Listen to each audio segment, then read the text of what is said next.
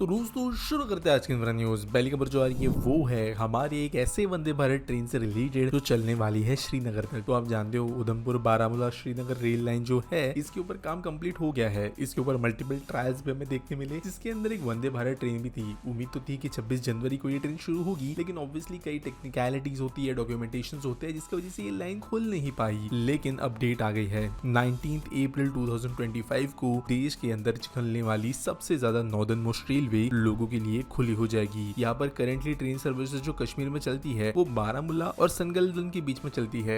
यानी कि बेसिकली आप अगर कटरा उतरते हो फिर बस से आगे जाते हो सनगलदन तक, तो वहाँ पे थोड़ी सी ट्रेन सर्विसेज शुरू हो गई थी क्योंकि वहाँ पे पटरियां थी, लेकिन कई सारा सेक्शन जो उसके बीच में था वो ओपन नहीं हुआ था। वो ओपन होने की वजह से Udhampur Srinagar Baramulla rail line USBRL project जो 272 किलोमीटर लंबी है ये लोगों को सर्विस देना शुरू करेंगी। सिग्निफिकेंट इसलिए है क्योंकि इसी रूट पर अब आप चेनाब ब्रिज पे जा सकोगे और अजनी खड़ ब्रिज पे भी जा सकोगे। अगली खबर दोस्तों जो आ रही है वो है हमारे देश के एयरपोर्ट से रिलेटेड, जहाँ पर ये कहा गया है कि भारत के अंदर ऑपरेट होने वाले 50% एयरपोर्ट्स ऑलरेडी ट्रांजिशन हो गए हैं इनटू 100% ग्रीन एनर्जी एयरपोर्ट। तो ये पार्लियामेंट के दौरान एक चीज में इन्फॉर्म किया गया। तकरीबन अगर एग्जैक्ट अपडेट की बात करें तो 55% जो हमारे देश के ऑपरेशनल एयरपोर्ट्स है वो 100% ग्रीन एनर्जी पे अब चल रहे हैं। हालांकि ये शुरुआत जो है कुछ सालों पहले कुछ छोटे एयरपोर्ट से हुई थी या कुछ मीडियम एयरपोर्ट से हुई थी, कोची वगैरह, लेकिन अब कई सारे एयरपोर्ट जो है वो अपना lighting, baggage handling, heating, ventilation, air conditioning, electric vehicles का इस्तेमाल वगैरह करना, इन चीजों के जरिए पूरी तरीके से ग्रीन एनर्जी यूज कर रहे हैं और नेट जीरो एयरपोर्ट्स बन रहे हैं। अगली खबर दोस्तों जो आ रही है वो है national highway authority of India के द्वारा रेज्ड एक इन्वेट के द्वारा। तो आपको पता होगा सरकार पैसे उठाने के लिए हाईवेज की जो अथॉरिटी हमारी वो इन्वेट्स ऑफर करती है। बेसिकली स्टॉक मार्केट पे कहे तो ओवरऑल एक्सचेंज मार्केट में एक इस तरीके का बॉन्ड फ्लोट किया जाता है कि आप उसमें पैसे डाल सकते हो, उसके बदले में आपको रिटर्न्स अच्छे खासे मिलते हैं। तो 18,320 करोड़ रुपए ये रेज करने वाले थे 11 ऑपरेशनल रोड एसेट्स के लिए और ये सक्सेसफुली रेज कर दिए गए हैं। कंबाइंड लेंथ इन रोड्स की तकरीबन 844 किलोमीटर की है। अगली खबर दोस्तों जो आ रही है वो है बेंगलुरु के नम्मा मेट्रो से रिलेटेड, जब पर एक बहुत ही इंपॉर्टेंट, मैंडेटरी और एक क्रूशल स्टेप जो होता है फाइनल अप्रूवल मिलने के पहले किसी भी मेट्रो का शुरू होने के लिए वो यहाँ पर किया गया है। तो बेसिकली मिनिस्ट्री ऑफ रेलवेज का जो ट्रायल है for the new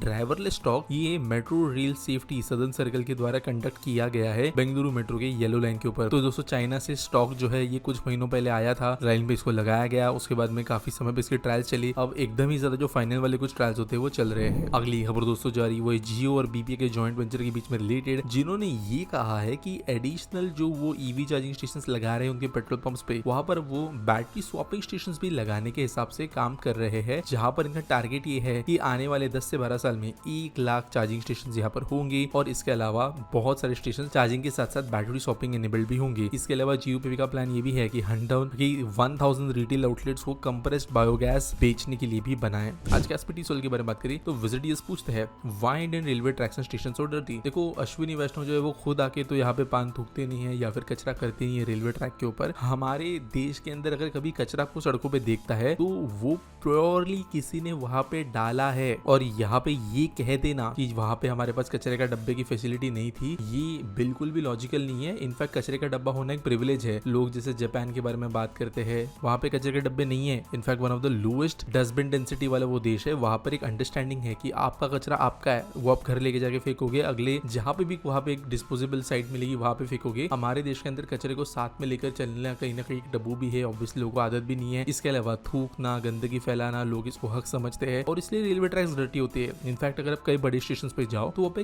continuously cleaning होती रहती है। कोई ना कोई जो है मैन्युअली या आजकल तो रोबोटिक मशीन्स आ गई है जिसके ऊपर बैठ के कंटिन्यूसली झाड़ू मारते रहते हैं, वैक्यूमिंग करते रहते हैं, इनफैक्ट पोछा भी मारते रहते हैं। लेकिन इसके बावजूद जो है 1 से 2 घंटे के भीतर जो है प्लेटफॉर्म्स खराब हो जाते हैं। तो यहाँ पे सरकार करे तो करे क्या? अब अपने 100% रिसोर्सेज जो है 100 लोगों के स्टाफ वाले स्टेशन पर जो है 500 लोगों को तो साफ सफाई के लिए लगा नहीं सकती। तो एंड ऑफ द डे ये बिहेवियरल इशू है जो कि चेंज करना बहुत बड़ा पॉलिटिकल और कहीं ना कहीं पे पब्लिक को एक नेगेटिव तरफ ले जाने वाला इशू है। उम्मीद करता हूं आपको सवाल का जवाब मिल गया होगा। आपके पास कोई सवाल है तो आप कमेंट सेक्शन में जरूर पूछ सकते हो। वीडियो अच्छी लगी होगी तो लाइक करना, चैनल को सब्सक्राइब करना। मिलेंगे अगली वीडियो में।